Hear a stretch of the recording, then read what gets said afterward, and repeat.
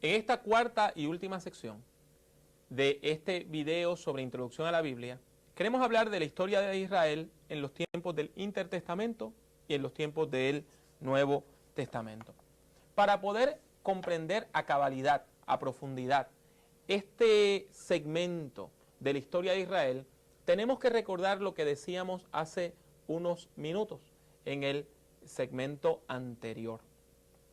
Es lo siguiente: después que se reconstruye el templo, después que el pueblo vuelve del exilio, ya no tiene el mismo poder militar o político que tuvo antes. Es un pueblo sometido a otras naciones. Los persas van a continuar dominando por varios siglos. Sin embargo, ya para el año 336 antes de Cristo comienza una nueva etapa en la historia del mundo.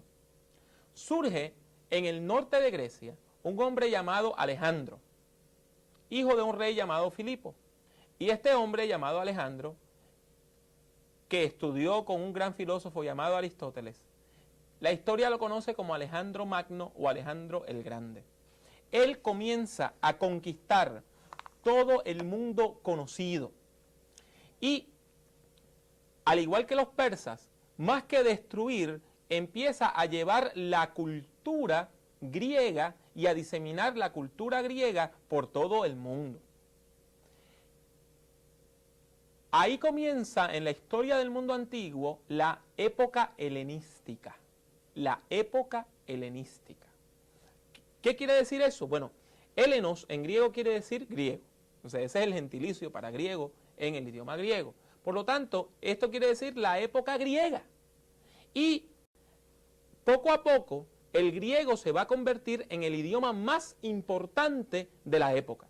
Es la lengua franca. Es algo así como el inglés es hoy, que no importa dónde usted fuera, había alguna persona que hablaba griego. En todos los países del mundo, las capas altas, los grandes políticos, hablaban griego. Y empieza a haber esta guerra cultural en el mundo antiguo. Alejandro conquista Palestina en el año 333. Sin embargo, poco después, él va a morir. Fue un hombre que murió sumamente joven y muere al llegar a la India. Después que Alejandro muere, su imperio, que se extendía desde Grecia hasta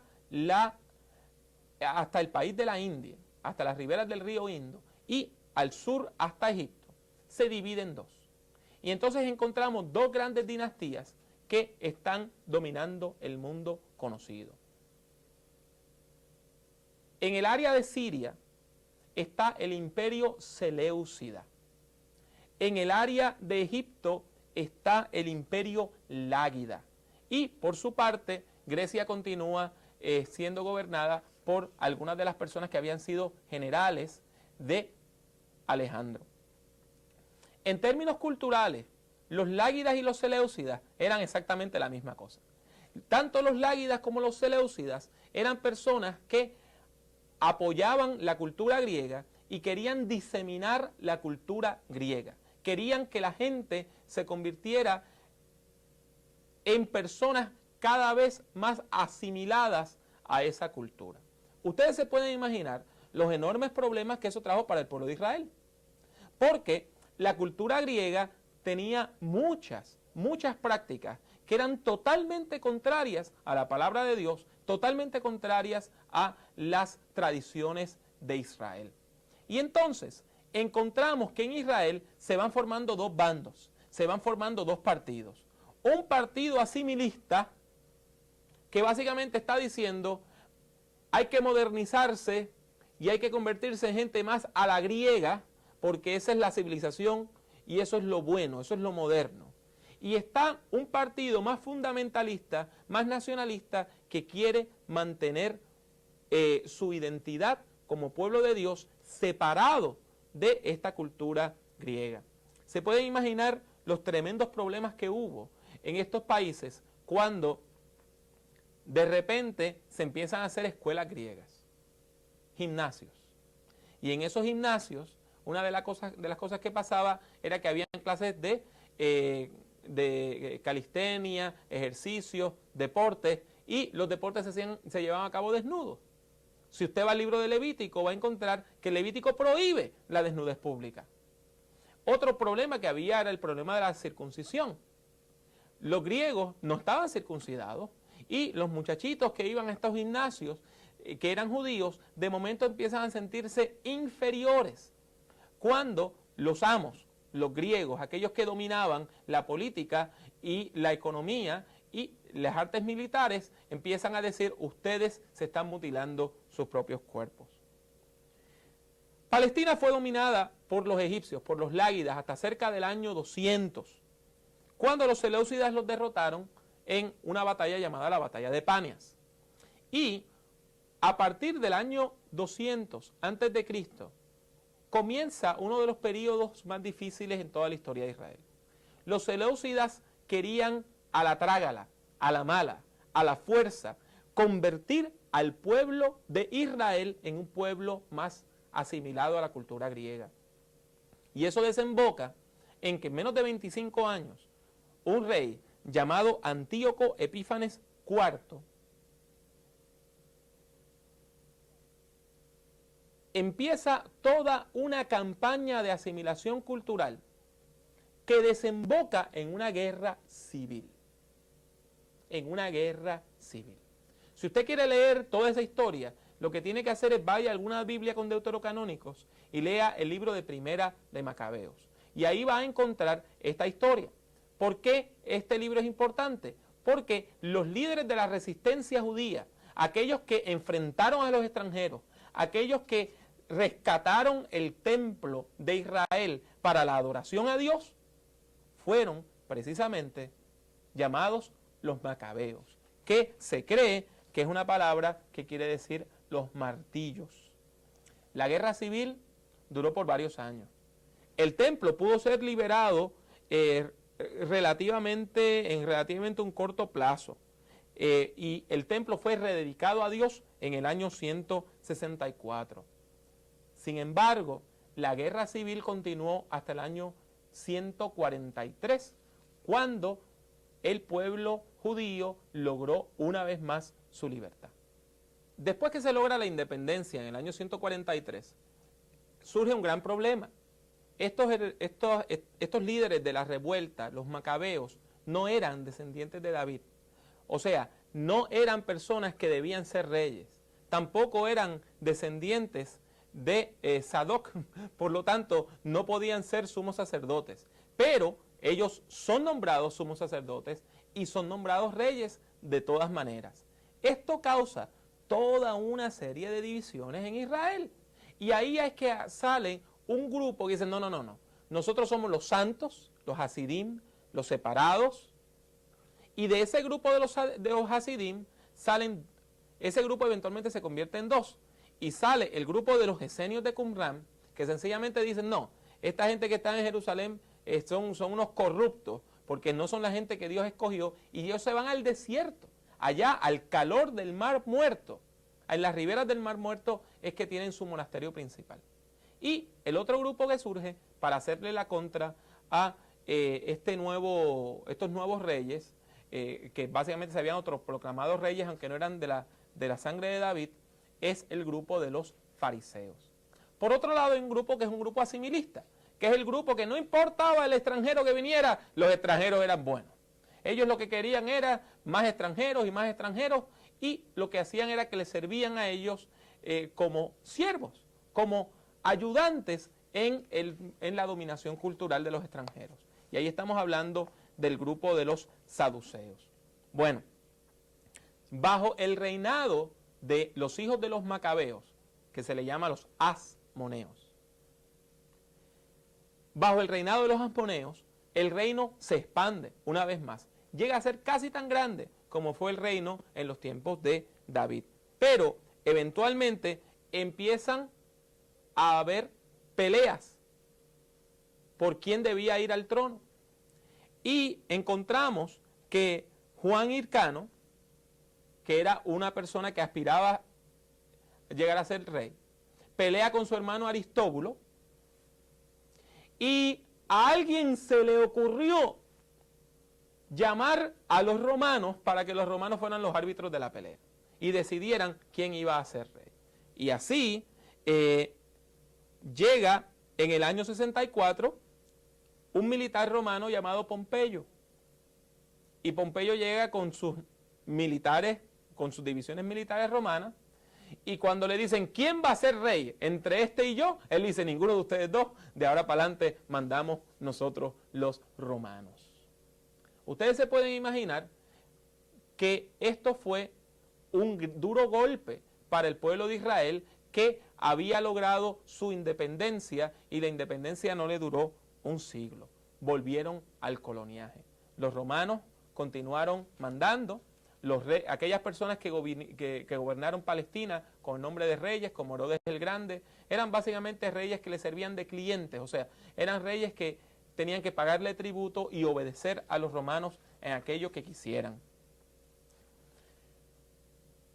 Y ese es el ambiente que encontramos en el tiempo de Jesús, donde quienes están al mando, quienes dominan la política y la cultura, son los romanos, que son los herederos culturales de los griegos. Herodes el Grande fue un personaje sumamente triste en la historia de Israel. Él era idumeo. ¿Qué quiere decir? Que él básicamente venía de una familia que había vivido en la península del Sinaí.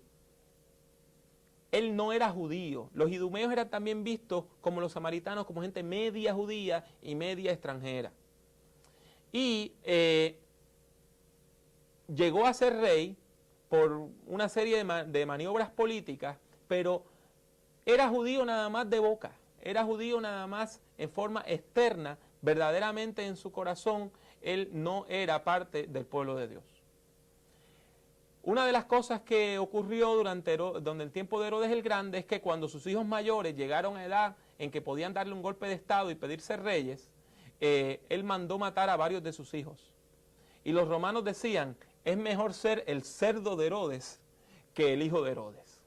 Porque como él guardaba las leyes dietéticas, él no comía carne de cerdo, porque la carne de cerdo era una carne impura, sin embargo, mataba a sus propios hijos. Herodes fue sumamente importante por otra área, porque Herodes construyó toda una serie de fortalezas militares. Herodes es el que construye la ciudad de Cesarea del Mar, es el que reconstruye la ciudad de Jerusalén, es el que termina toda la plazoleta del templo, es el que construye una fortaleza llamada Masada en el Mar Muerto. Herodes muere, y ya para el tiempo que Herodes muere, ha nacido Jesús de Nazaret.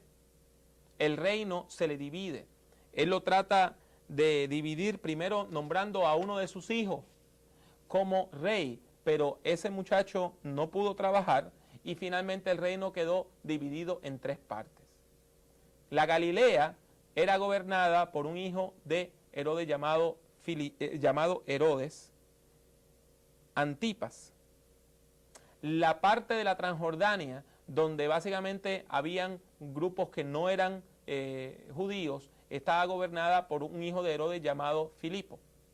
Y la parte central, alrededor de Jerusalén, Judá, queda bajo un gobernador militar romano. Esto explica por qué cuando nosotros leemos los evangelios, encontramos a Poncio Pilato como gobernador militar de toda el área de Judá, y explica también por qué encontramos otro Herodes cuando Jesús ya es adulto. Este es Herodes Antipas, hijo de Herodes el Grande, y también porque se nos habla de Filipo. El primer siglo de la era cristiana fue un siglo de grandes rebeliones, donde poco a poco la corrupción de los gobernantes romanos llegó a ser tal que el pueblo judío empezó a rebelarse contra los romanos. A estos líderes de la rebelión, de la revuelta, de la guerrilla, se le llamaba bandoleros o ladrones. Así que cuando la Biblia nos habla de que Jesús fue asesinado con 2 ladrones a su lado, probablemente están hablando de personas que eran líderes de esta revuelta militar. Por un periodo de tiempo muy corto, se restableció la monarquía en el área de Judá, en el área central de Judá, cuando Herodes Agripa llega a ser rey, pero solamente fue por unos pocos años, porque él era muy amigo de un emperador romano llamado Calígula, y tan pronto Calígula pierde el trono, Herodes Agripa deja de ser rey. La tensión llegó a su punto alto para los años 50 y 60.